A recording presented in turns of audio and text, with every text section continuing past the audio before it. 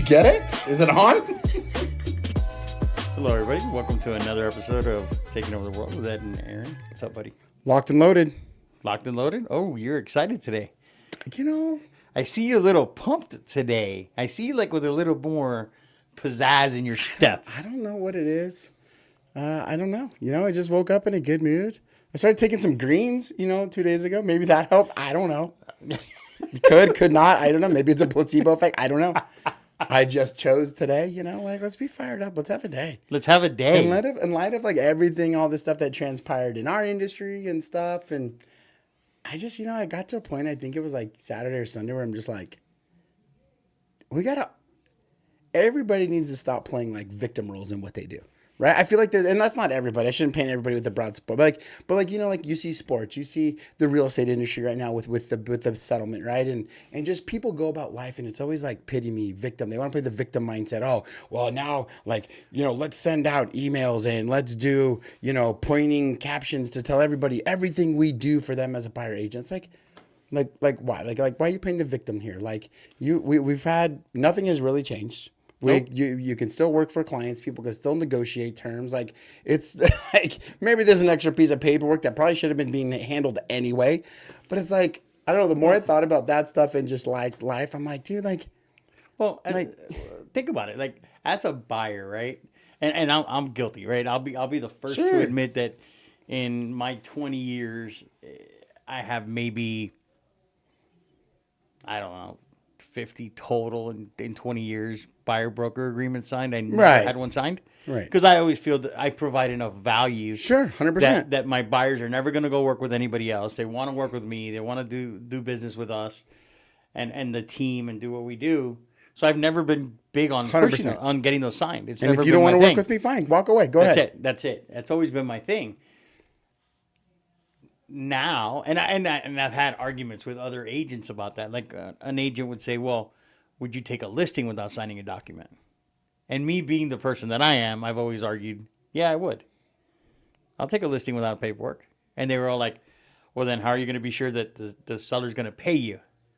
Because the value I provide. I know. And they were like, well, go ahead and take one and I'll take it from you. I'm like, good luck. That's always been my thing. Yeah, no problem. People, I believe, right, that I provide so much value to people and I teach the people on our team and we all work together to learn how to provide value to people, that people are going to want to stay. They don't want to go anywhere else. And that's why I laugh when the emails came out and you started to see it's like, okay, defense ready. Everybody's trying to take this defense of it's straight out of Gladiator or something or what was it? The one Braveheart, right? Where it's like, hold. Now it's like, now tell them all what we do. We show houses, we negotiate contracts, we do this. If you have to come out to your clients and give them a video that says, this is the top 100 things I do for you, and you should be thankful for hiring me. It's to your point, that is not value. That is me trying to justify to you that you should hire me. We have the training platforms for our clients. We have the academies, the learning, the value, like you said. And if you don't want to work with me, fine, don't work with me.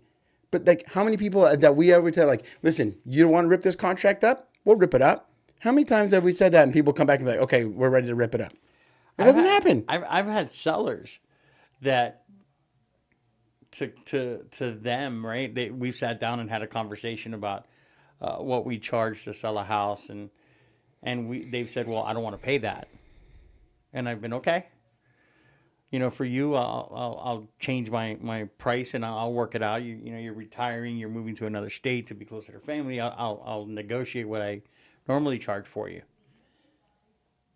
They've seen the service we provide, helping them get their house ready, the pictures, bringing them an offer right away, everything we've done.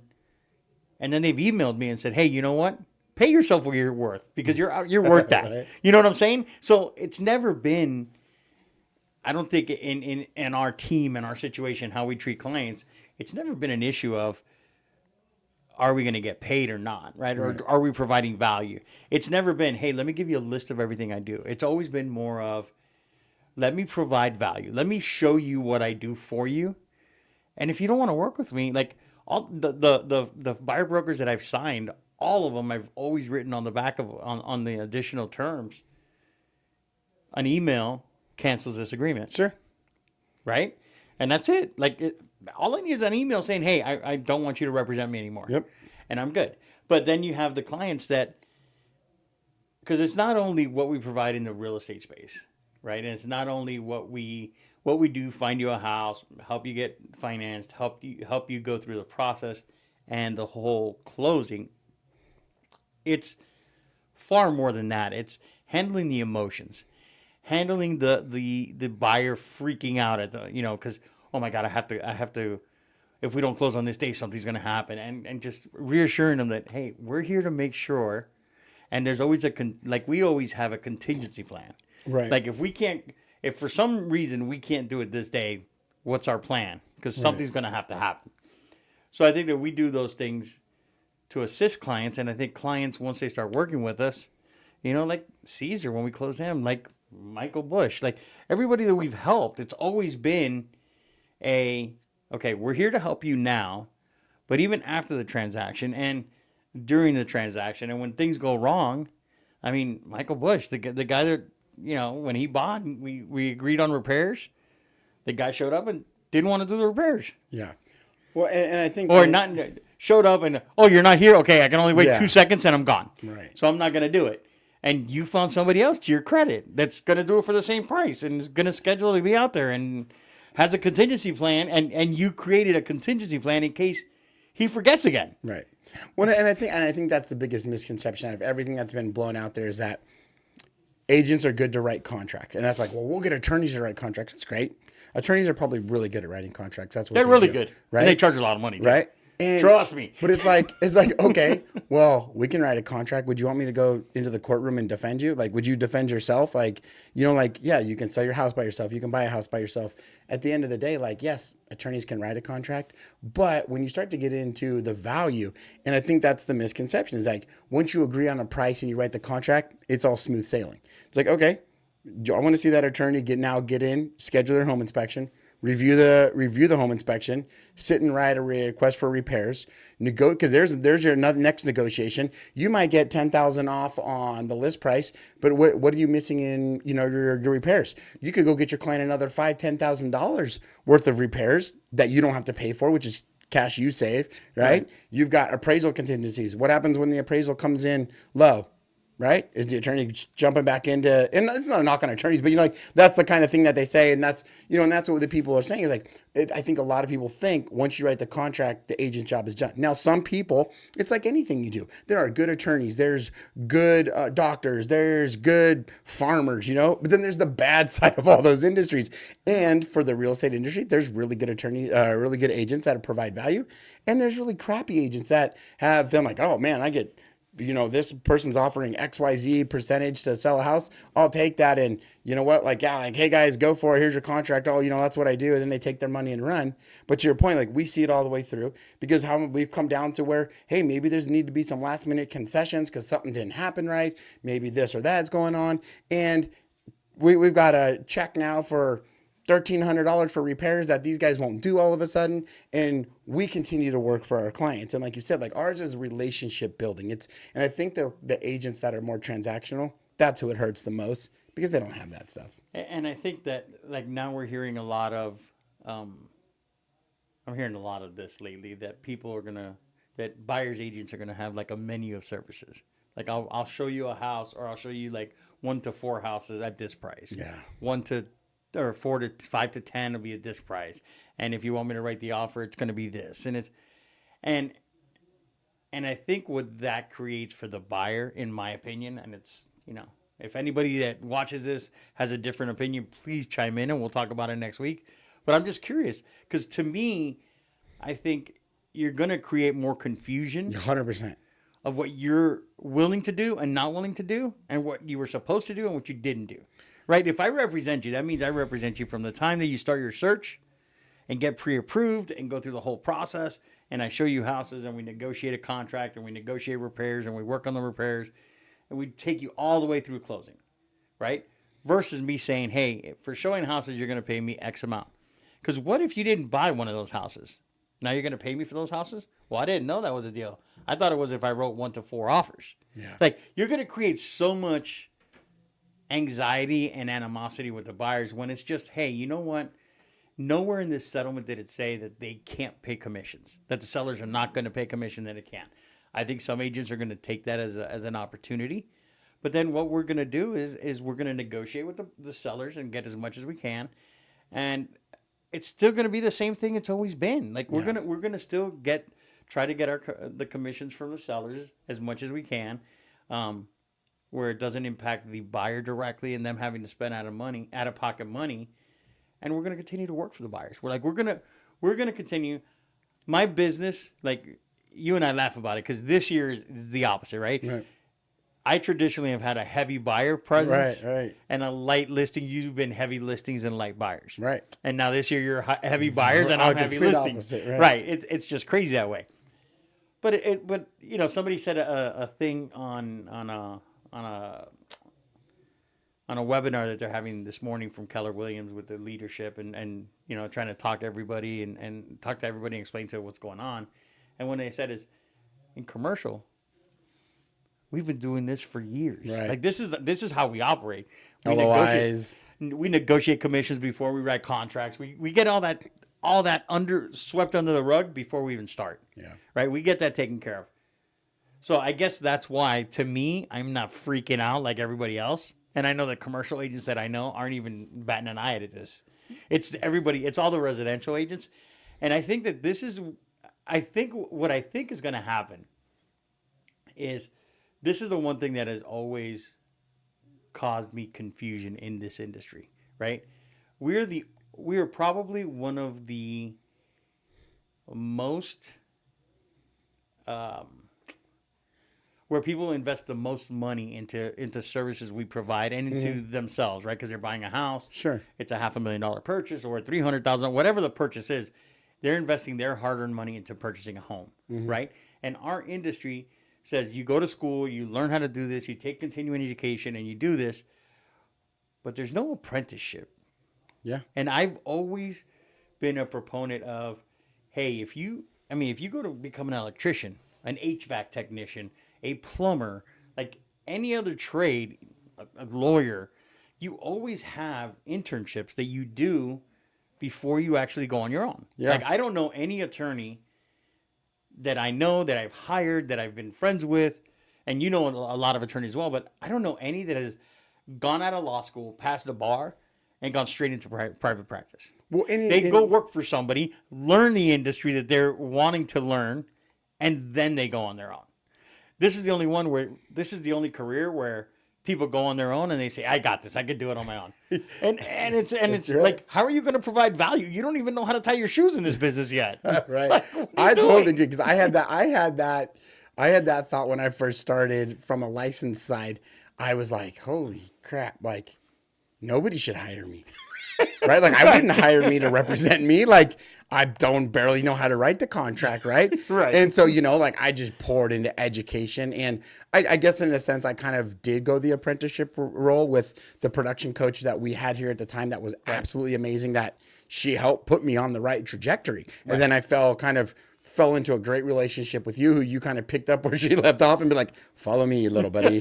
Right. But Young Padawan. Fine. Yeah. But it comes back to it. And I think that's going to be the ongoing problem, is that if you're new in this industry, you're going to have to cut your teeth somewhere, and it's going to need to be probably with a team or an apprenticeship. Because just like you said, like with a lawyer, no, I don't know any lawyers that have been like past the bar. They're like, cool, when's my first trial? Like, I don't want you to represent me with your first trial. I mean, right? I know we've had conversations. I had one guy, I think I had about $50,000 of EMD on the line for him. And I'm like sweating bullets, man. I'm just like, hey man, what are we going to do? What are we going to do? And then we got like 2 days left. And he's like, it's fine. Like, don't worry about it. I'm like, man, well, this is my job. Like I am worried about this. And so finally, at the end of the day, we obviously stayed calm. We kept working through this, and then we got it all figured out. But like to some people that are new, like, how do you handle that? I mean, you had one where you had a couple $100,000 of EMD on the line. And for somebody to come into the industry brand new, and like, I don't want to trust a brand new agent that has no value, that has no systems, has no kind of track record now that I can look back on and be like, okay, this guy obviously, or this gal obviously knows her stuff. I mean, I don't want to go into a courtroom and be like, hey, listen, I made some bad decisions and I'm staring at either a fine or, God forbid, jail time. Like, you know or what? losing your license. You losing a license. Like, God forbid, I want the guy who's, you know what? You've never done anything, but I like you. Like, no, man, I want the one with the most experience. And here's the thing. Here's the kicker. That put yourself in that situation. And that might be the most extreme situation, right? You're going to court, you're battling for your life, right? And it's like, okay, if I said, hey, listen, you can get the lawyer that charges $9.95 to represent you in the court of law, right? Just like a $9.99 listing agent or something, whatever they're going to come out with, right? Or they're like, hey, listen, the other option is you pay a little bit more. It's probably going to be a commission style or percentage based on what the settlement is or whatever. I want Jordan. Right? Exactly. That's my point. Want. Right? But there's value there. Those attorneys, lawyers, whatever it is, you go to a personal injury claim, we all know who we're calling, right? Like I'm calling, we'll put him on, we'll tie that guy up. I'm calling Jordan. I'm calling the Schnitzer Loft. They haven't paid for this ad, but they probably should. Jordan, we're coming after you. Right? It's like, I'm going to go call Jordan because I already know he's not going to settle. He's going to get me what's fair. He brings value. He lays out his whole plan. He has a strategic plan. And I'm like, he's done a couple of cases for me where I'm like, at the end of the day, he's like, hey, this is going to be, this is my normal fee or whatever. I'm like, fine.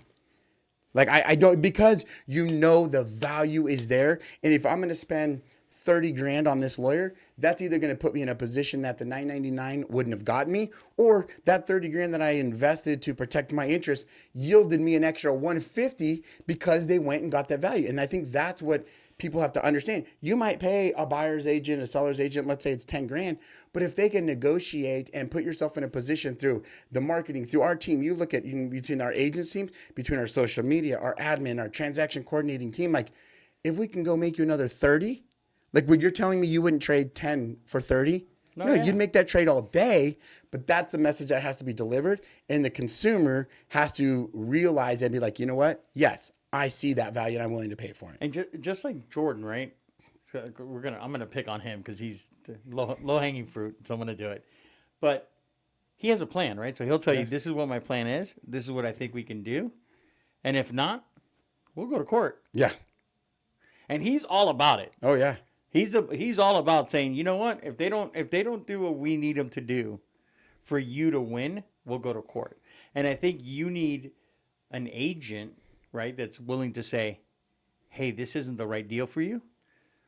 Let's keep fighting till we get what we want. Or this is the right deal. It got hairy, but I have experience. I can fix this. Right. Verse the agents that's now going to say like, hey, listen, I don't really know. I'm juggling 10 clients right now because I've got to do now mass quantity over quality because I've subscribed to this theory that I'm going to have a flat fee that's lower than everybody so that everybody wants to hire me. Well, that's only going to work for so long until people realize like, well, yeah, it's you can put lipstick on a pig; it's still a pig, right? like I don't want to pay $500 to lose $10,000. Right. I had a conversation with a buddy, and we talked about the home process. And I never push any of my friends or anything for they knew who I am, and sometimes they need to go in a different direction. It is what it is. Like, hey, listen, if you need me, I'm here. If you've gone with somebody else for personal reasons, financial reasons, whatever it is, just know that as a friend, as part of my inner circle, like if you ever need me or want a second, like I'm more than happy to grab a beer and have a conversation. he goes, I hated every part of it. He goes, I almost fired him. I called you. But I was like, oh, well, did he ask for this? Did they do this? Like, nope. Never heard about that. Never heard about that. Never heard about that. And then lo and behold, the agent's like, well, yeah, I lost that deal, but I got you this one. See, isn't that great? He's like, yeah, but I in between there, I lost like 30 grand in the deal. I still came out ahead, but it's like, so I think people have to understand and will understand it. Just like anything is that there's always value. Right. Speaking of value, I got to change topics on you. You got one more on that? No, it's like everything. It's new and it's exciting, so it's a new toy. 100%. A year from now, we're not even going to be talking about this. It's just going to be our practices change a little, and we just move forward. And it might even make us better as agents. It's going to make us, like we've talked about before, refine our skill, refine our value, continue to find ways to be better than we already are for our clients. It's like when when COVID hit, everybody learned how Zoom would work online. They learned how to adapt and move on, and here we are. Right. So I think you're right there. But I'm a value. Go. When I say $4.5 million, what comes to your mind?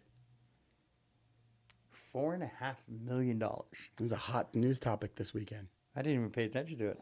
What is it?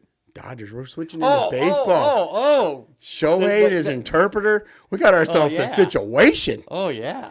So, well, I'm concerned now because at first they said that Shohei paid for it. Right. Now they're backing off saying that he didn't and the money was stolen from him. Because last time I checked, baseball is the only one that enforces like lifetime bans. Like they want you out of this place. I'm like, Pete Rose got kicked out and he was betting for his team to win, not even against them. Like, I feel like supposedly they weren't betting on baseball. Yeah, supposedly that's right.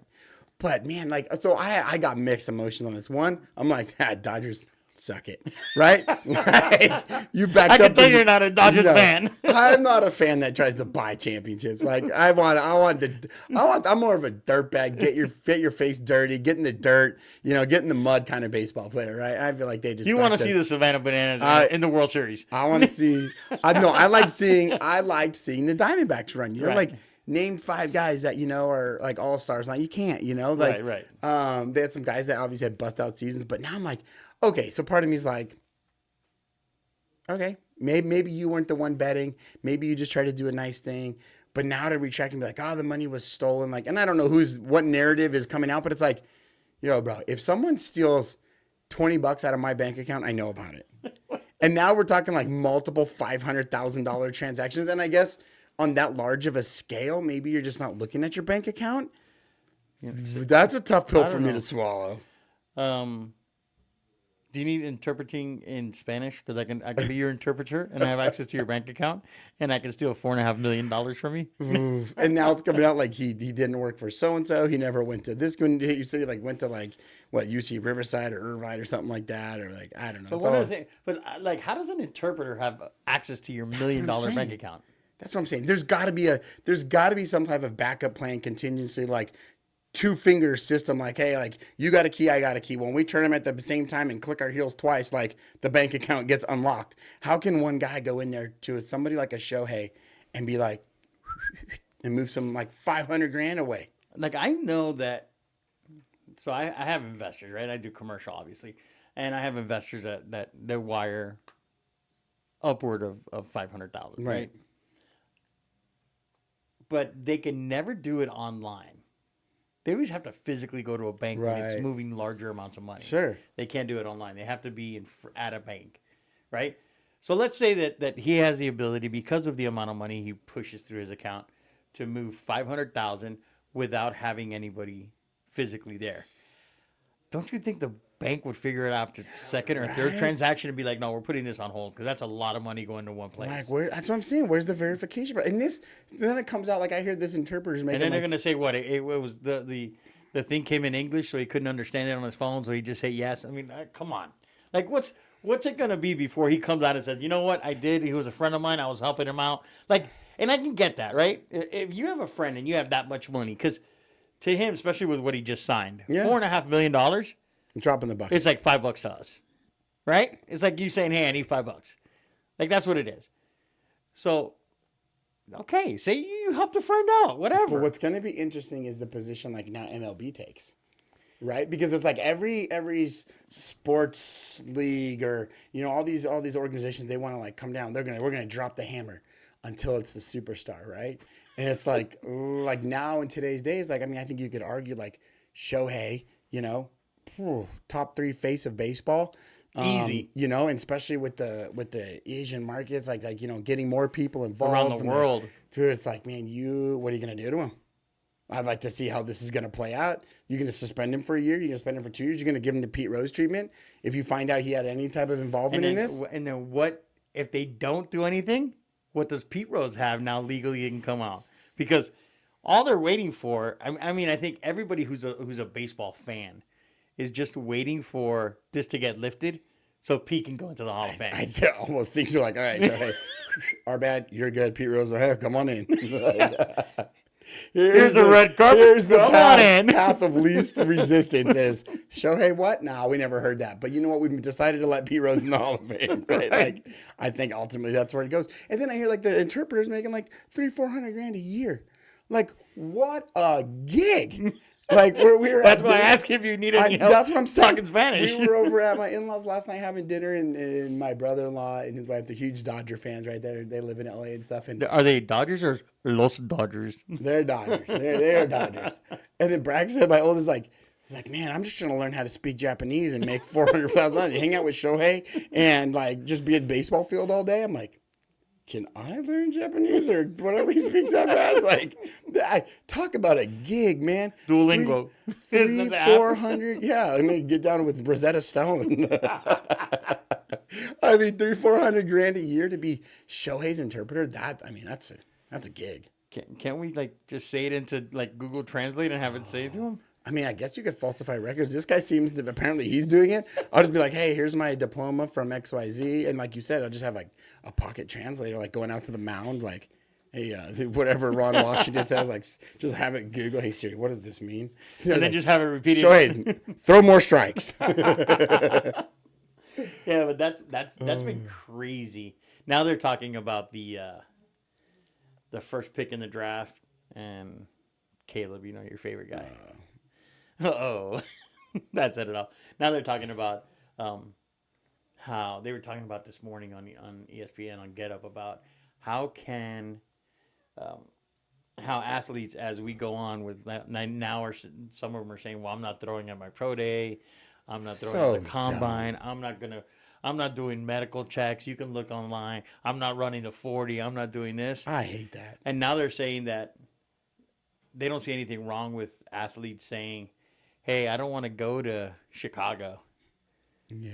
Well, So- Deion came out this weekend, right? Oh, did you hear that one? Yeah. That's what I saw. Like Deion's like, hey, we're gonna go like basically like the Eli Manning route, and that's why I despised Eli Manning for a long time. Now I think he's a little funnier as I see him with Peyton and stuff. But it's like his football career. Like I didn't matter who he played. I wanted him to lose and be sacked 4 times every series he went out Well, hold on now. As a Dolphin fan, I love Eli. because he kept losing to you guys, or what? No, because he kept beating the Patriots in the Super Bowl. He did it twice. So as far as I'm concerned, I'm an Eli fan. Yeah, I don't. You know, that the whole thing just strikes a nerve with me because it's like, as a guy who played sports and played at the collegiate level and not any farther than that, it's like, It's a privilege. as a kid growing up, you're in the backyard. Yeah, how many kids have you ever had like a wiffle ball bat in their hands, like bottom of the ninth, 2 outs, bases loaded, I'm up, right? Or hey, 4th quarter, down by 6, quarterback like ready, set, hike. You know, like how many of us have done that at some point in our lives as a child? And now to see these kids, and I get it, they've worked hard. They've you know, most of them they've grinded, they've given up, you know, maybe vacations or this or that, like school functions, you know, to like really dial in and hone their skill to go to the next level. And I get it. I can appreciate that. But I think with that comes like it's a dumb thing. Like what is it, like with great whatever comes responsibility or Great power. There you comes go. There great you go. responsibility. Isn't it like one of the He doesn't superhero even, guys? he doesn't even know Spider-Man. Okay, Come on. one of the guys, okay?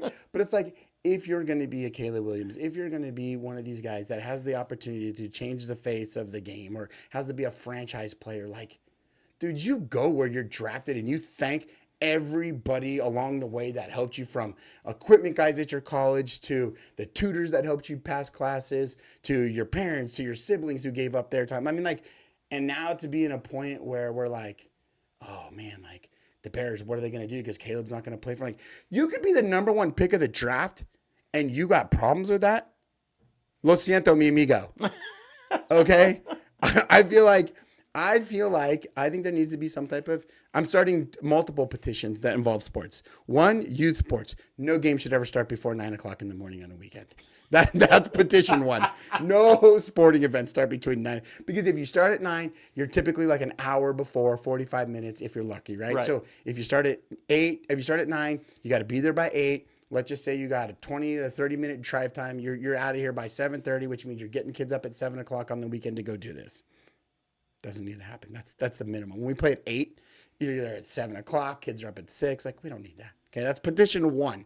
Okay. Petition 2 is that if you come out and opt out of a team that drafts you, like in a round, you know, you're either you're suspended for a year automatically, or you're an automatic like 3-round delay. Like, so you go first, yes, top of the 4th round. Yes, exactly.